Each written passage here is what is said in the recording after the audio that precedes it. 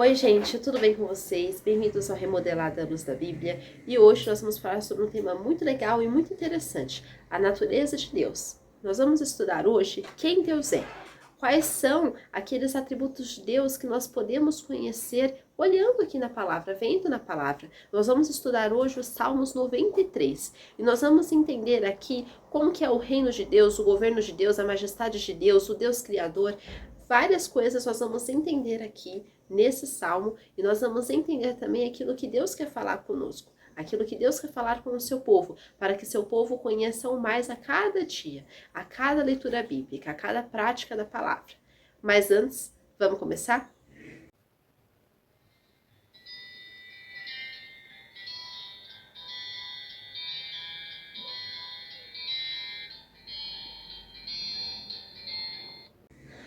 Bom, nós vamos ler, como eu falei, os Salmos 93 e nós vamos estudar explanando versículo por versículo aquilo que o Senhor quer falar conosco.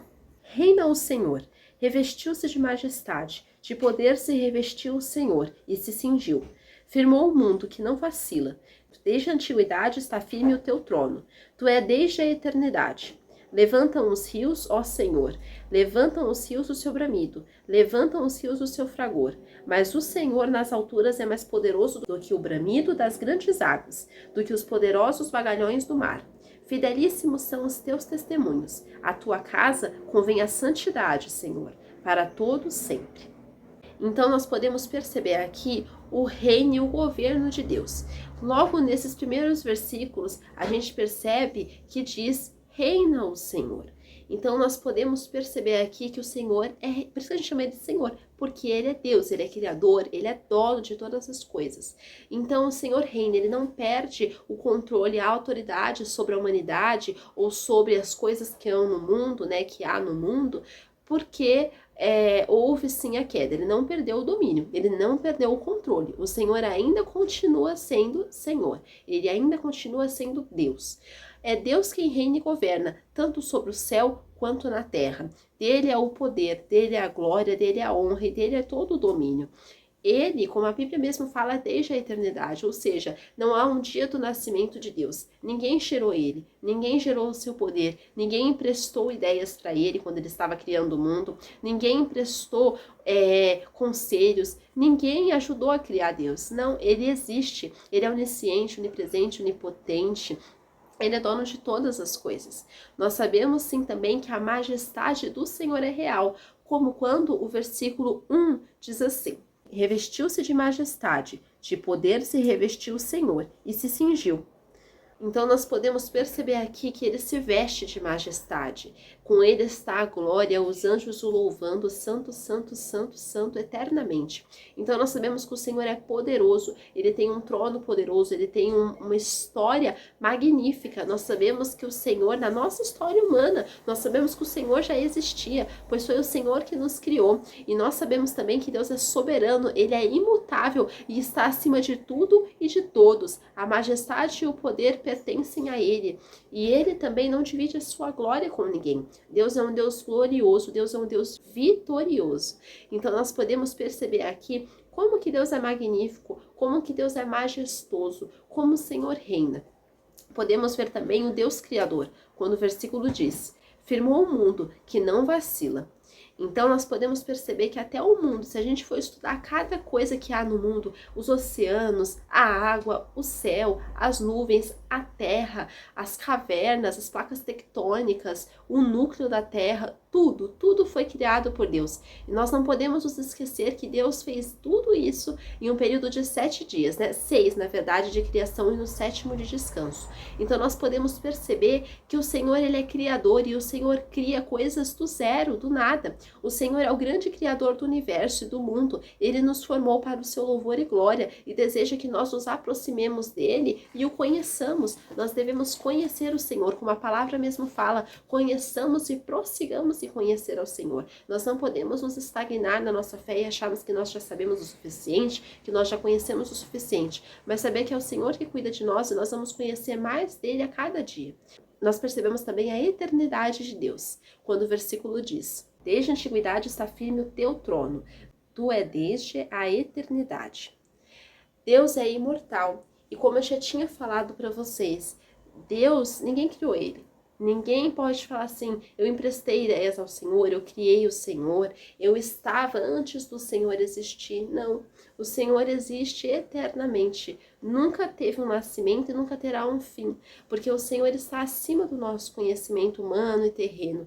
Deus é imortal, Ele é desde a eternidade, e o seu trono e o seu domínio vem desde a antiguidade. Desde antes de nós existirmos, o Senhor já existia, o Senhor já subsistia, o Senhor já sabia aquilo que queria para a humanidade, o Senhor já sabia que ia criar o ser humano. Então nós vemos como o Senhor é soberano, como Ele é eterno, como Ele é imortal, como Ele é mais do que nós podemos imaginar. Vemos também a natureza como testemunha de Deus, do poder de Deus. Nós podemos perceber que a terra ela é testemunha daquilo que o Senhor já criou, daquilo que o Senhor já fez. E nós vemos isso quando o versículo diz assim: levantam os rios, ó Senhor, levantam os rios o seu bramido, levantam os rios o seu fragor.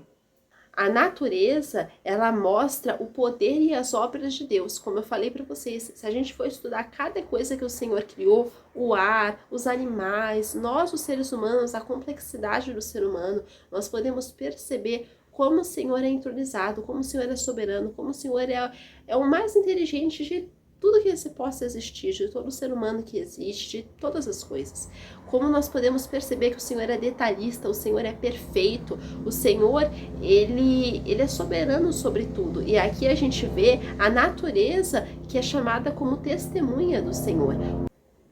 Então nós podemos perceber aqui que a natureza testemunha o poder de Deus, as maravilhas de Deus, a soberania de Deus.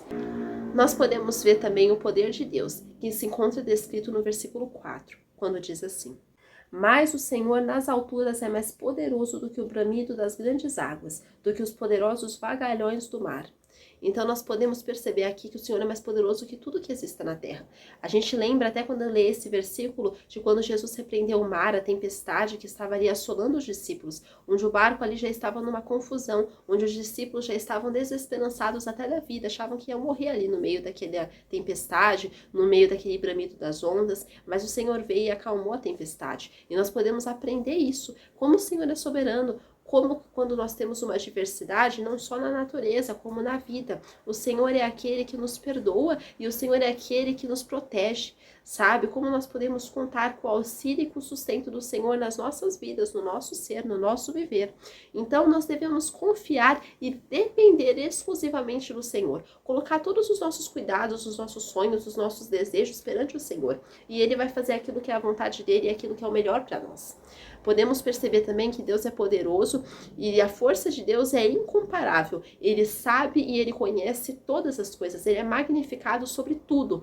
Ele é poderoso, Ele sabe de tudo, é aquele que nos protege. Porque Deus é Pai também. Ele é nosso Pai, Ele é o nosso amigo. E Ele sabe que nós somos humanos e nós dependemos exclusivamente deles. Se nós não dependermos dele, de nós não podemos depender. Porque a gente não sabe aquilo que vai acontecer daqui a 1 minuto, daqui a 1 segundo, aquilo que vai passar daqui a 1 ano, nós não sabemos. Mas o Senhor conhece. Deus já sabia que Adão e Eva iam pecar antes mesmo deles pecarem. Deus já conhecia, mas mesmo assim Ele criou o ser humano. Deus criou até o diabo como um anjo antes da queda dele, mesmo sabendo que ele iria se desviar e ia querer ali o trono dele, mas ele é um derrotado, não conseguiu e nunca conseguirá, e Deus já sabia que ele ia se tornar o Satanás. Mas olha só a mente de Deus, como a Bíblia mesmo fala, né, que inescrutáveis são os seus caminhos, que quem conheceu a mente do Senhor, que eu possa aconselhar, que eu possa instruir ninguém. E a Bíblia mesmo fala que nós que somos filhos de Deus, nós temos a mente de Cristo. Então olha a grandiosidade dessa mente, olha a mente de Deus e a mente de Cristo, que Cristo é Deus também, olha a mente dele, e essa mente está aqui dentro de nós. Essa mente está na nossa mente, porque é isso que ele quer fazer, tirar a mente velha, tirar a mente humana, a mente apequenada pela queda, a mente apequenada por Satanás, pelas circunstâncias, pelas situações, e colocar a mente dele sobre nós. Podemos perceber também a fidelidade da palavra de Deus, quando o versículo diz: fidelíssimos são os teus testemunhos. Então nós percebemos aqui que o Senhor é fiel e a palavra dele é fiel. A palavra dele vai se cumprir, porque a boca do Senhor disse: a palavra de Deus é fiel e verdadeira, ela é poderosa e vai julgar os ímpios e os infiéis. Devemos crer em Deus e em sua palavra. Então, a palavra do Senhor nunca vai se encontrar erro, dolo, precisando de correções, não. A palavra do Senhor é perfeita. A palavra do Senhor é aquela que deve nos conduzir à nossa vida. A gente vê até a palavra do Senhor, o poder dela na criação também. Quando o Senhor fala, haja luz e houve luz, haja firmamento, haja os luminares, haja, ele sempre fala, haja e houve. A única coisa que o Senhor ali coloca a mão na hora da criação foi o ser humano. Foi quando ele cria Adão e a Eva. Então nós podemos perceber também que essa fidelidade da palavra de Deus, ela se cumpre dia após dia. A palavra do Senhor fala que a palavra de Deus ela é mais afiada que espada de dois gumes, que ela despedaça, junta as medulas. Ela é aquela palavra que tem poder, que ela é mais afiada do que qualquer faca que o ser humano possa criar. E ela vai até onde o Senhor quer que ela vai. Ela não volta vazia. Ela não volta falando, olha, não deu não. Olha, desculpa, mas não deu para cumprir o seu projeto não, Senhor. Não, ela vai e penetra. Ela vai e cumpre tudo aquilo que é o propósito do Senhor. Nós vemos também a santidade como uma ordenança, quando o versículo diz, a tua casa convém a santidade, Senhor, para todo sempre. A santidade deve ser exercitada na nossa vida, tanto na nossa vida aqui dentro de nós, físico, nosso homem interior, a nossa vida, a nossa alma, nossas emoções, a nossa mente, tanto fora. Quando fala, né, a casa do Senhor convém a santidade, nós podemos nos lembrar até do templo. Como o templo, ele foi enriquecido, né, com pedras, ouro, os melhores entalhes, tudo bom e do melhor.